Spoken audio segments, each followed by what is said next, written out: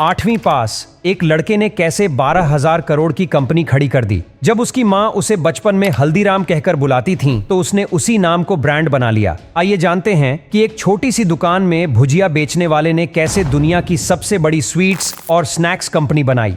भारत के स्वीट्स और snacks business में एक विशेष समुदाय का दबदबा रहा है। अग्रवाल कम्युनिटी का कहें तो इस क्षेत्र में एक छत्र राज्य है। इसी समुदाय से निकले गंगा बिशन अग्रवाल ने देश की सबसे बड़ी स्नैक्स कंपनियों में से एक की स्थापना की थी। गंगा बिशन अग्रवाल ने अपनी एक छोटी सी दुकान से हल्दीराम तक का सफर तय किया। हल्दीराम की शुरुआत 1918 में एक छोटी सी दुकान के रूप में हुई थी। आज इस कंपनी का सालाना रेवेन्यू 12,000 करोड़ रुपए से अधिक हो गया है। गंगा बिशन अग्रवाल को उनकी मां हल्दीराम कहकर बुलाती थी। उन्होंने अपनी मां के द्वारा दिए इस नाम को ही दुकान का नाम रखना तय किया। इसी नाम ने उन्हें देश विदेश में ख्याति दिलाई।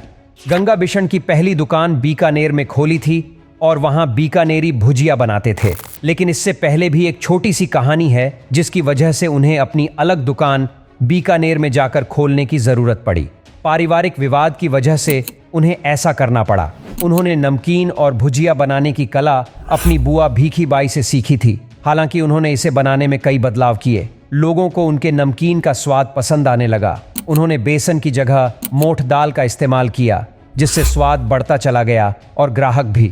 भुजिया और नमकीन को लेकर उनका प्रयोग चल गया। उन्होंने अलग अलग तरह का भुजिया बनाना शुरू किया, कोई पतला तो कोई मोटा। लेकिन जो सबसे ज्यादा हिट रहा वो था हल्दीराम की एकदम पतली भुजिया। लोगों को उसका चटपटी और क्रिस्पी स्वाद खूब पसंद आया। लोगों को पसंद तो आ रहा था, लेकिन बाजार तक उसकी पहुंच बढ़ नहीं रही थी। बिशन जी अग्रवाल भले ही 8वीं पास थे, लेकिन उनके पास गजब की मार्केटिंग स्किल थी। बिजनेस को आगे ले जाने के लिए उन्होंने बीकानेर के महाराजा डूंगर सिंह के नाम पर भुजिया का नाम डूंगर सेव रख दिया। उस वक्त हल्दीराम के नमकीन डूंगर से बिकना शुरू हो गया।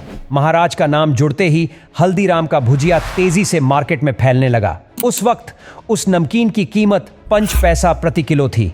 धीरे धीरे हल्दीराम का भुजिया बीकानेर में पॉपुलर हो गया। काम बढ़ता चला गया। साल 1941 तक हल्दीराम की नमकीन का स्वाद बीकानेर के आसपास तक फैल चुका था। बिशन जी अग्रवाल इसे पूरे देश में फैलाना चाहते थे। एक बार वो कोलकाता में एक शादी में शामिल हुए। अपने साथ वो भुजिया लेकर गए थे। उनकी भुजिया का स्वाद उनके रिश्तेदारों और दोस्तों को काफी पसंद आया। इसके बाद उन्होंने कोलकाता में दुकान खोलने का फैसला किया। हल्दीराम का एक ब्रांच कोलकाता में खुल गया। कोलकाता के बाद नागपुर और फिर दिल्ली तक हल्दीराम पहुंच गया। साल 1970 में नागपुर और साल 1942 में राजधानी दिल्ली में हल्दीराम के स्टोर खुले। कारोबार के साथ साथ विवाद भी बढ़ता रहा। हल्दीराम के बड़े बेटे सत्यनारायण ने पिता और भाई से अलग होकर कारोबार करने का फैसला किया, जिसके बाद से कारोबार में कई विवाद हुए।